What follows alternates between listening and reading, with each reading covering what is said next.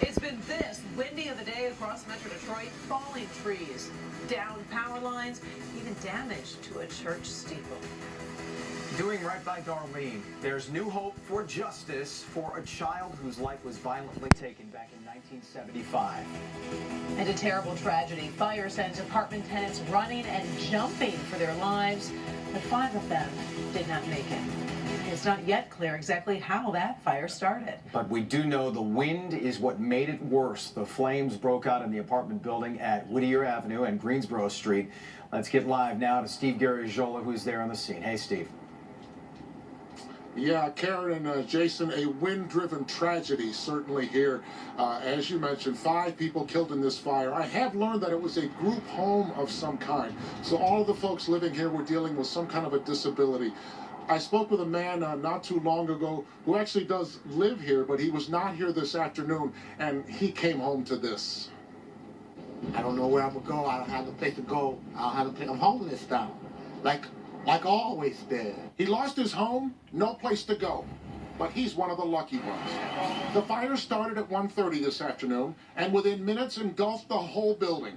Firefighters got water on the flames immediately, but could not initially get inside. It was a horrendous fire to fight. The smoke was down to the streets, and the flames were coming over the firemen trying to get into the front door. One witness tells me for a while there was mostly smoke. My neighbor was she had actually went and was knocking on the doors and the windows in the back, trying to, alert the people that live there that there was a fire going.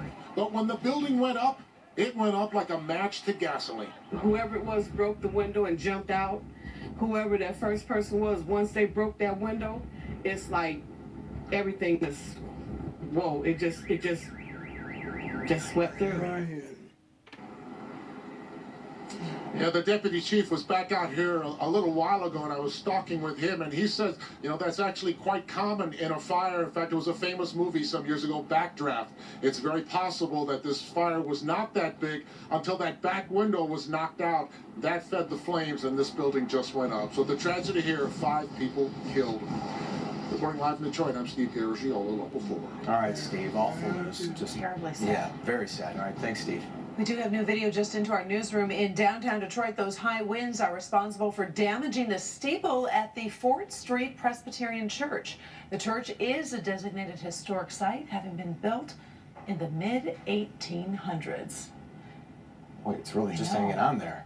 Power outages are now numbering the hundreds of thousands right now. It is a mess out there. DTE says more than 500,000 of its customers are without electricity right now. And you can see why. Even in areas without a lot of trees, power poles are taking a beating from the wind, like at the intersection of Hall Road and Hayes over in Shelby Township. And let's get over to Ben. Everybody, of course, wondering when the wind is going to die down tonight. Soon. We're just a couple hours away from the end of that high wind warning. In fact, actually less than 60 minutes. But when you talk about the lack of leaves on the trees, the other factor that's working against us is that the ground is actually pretty warm and wet for this time of year. So a lot of these trees and power poles are coming down a lot easier than they would have been otherwise. But I'll tell you, when you see wind gusts like this, it's not going to keep a lot of things standing upright. 68 miles per hour, the peak wind gust, that was at Metro Airport, and we saw winds over 60 miles an hour in a good chunk of the area. Flags still whipping around, and the Detroit River moving the wrong way behind it as those strong west and southwest winds are still out there, sustained at 35, gusting right now at 44. We will see these gusts die down, but as a reminder, that high wind warning still in effect until 7 o'clock as the wind threat slowly moves to the east. Guys. All right, Ben. On days like this, we see a lot of fallen trees, as he just talked about. But here's video proof of one in the process of falling. Yes, that happened over in Holly. Joining us now with more on the damage all around Metro Detroit is Jermon Terry, and so many neighborhoods throughout the area are truly impacted by this. Yeah, you're exactly right, Karen. If the trees couldn't withstand the winds today, that people walking had difficulties moving as well. And the wind was truly the story all day, and anything coming in its path was simply blown with it. This windy Wednesday has caused headaches and problems throughout the day. Check out this mess in Salem Township. The trash that was once stacked and collected littered the roads and even found itself into a nearby cemetery. it left workers overwhelmed not so much by the stench, but the cleanup. And on Detroit's west side, this cleanup will require chainsaws. A huge tree came crashing down. The gust so severe, it snapped the trunk and landed onto 3 vehicles parked on Ardmore. No word if anyone was inside either of the trucks. The wind did not help fire crews dealing with a huge grass fire in Novi. It was burning pretty good when we rolled up. 25 acres somehow caught fire near 12 Mile and Meadowbrook near 12 Oaks Mall. No idea what started the fire, but the whipping winds spread the flames quickly. The crews were able to get it under control. And the winds were no match for what man constructed. Just watch as this shed blew around like a piece of paper. It barely missed cars in Walled Lake. It eventually stops traffic. And back live here, you know, many neighborhoods, people are coming home to their neighborhoods, finding debris, probably like that shed in Walled Lake. Again, people just hoping that the winds will die down eventually. We know Ben said it's going to potentially die down around 7 o'clock. They're just keeping their fingers crossed that things get back to normal. Reporting live tonight, Jermont Terry, Local 4. All right, thank you, Jermont. More damage now. This was over in Ann Arbor, just west of the big house. As you can see, this red car got crushed by this tree in the 200 block of West Keach near South Main Street. And what almost was a tragedy, a plane carrying members of the University of Michigan men's basketball team and the band skidded off a runway at Willow Run Airport in Van Buren. After attempting to take off in high winds, takeoff was aborted and the plane slid off the runway. The plane was extensively damaged, but nobody was hurt there, thankfully. Meantime, take a live look from our rather shaky sky cam over at Metro Airport throughout the day. Arriving flights have been having a tough time landing. If you are flying today or later this evening, you may want to call ahead to make sure that your flight is on time.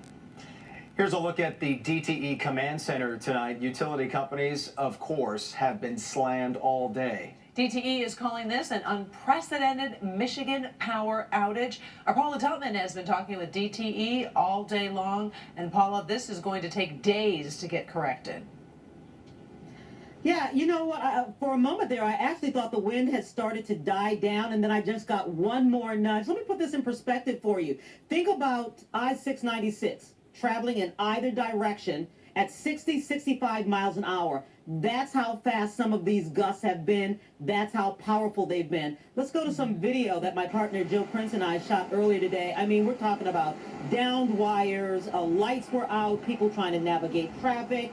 Awnings had actually come down and were blocking entrances. And then the house that we're at right now, a tree actually came down from the backyard, fell in on that house, fell on a woman who was taken to the hospital. We believe she's going to be okay. Now, of course, DTE, they're on it. They knew it was coming. They were staffed. They're on 16-hour rotations. But here's the thing. The numbers keep going up. We're at 500,000 now. Probably will be a few more before it's all over.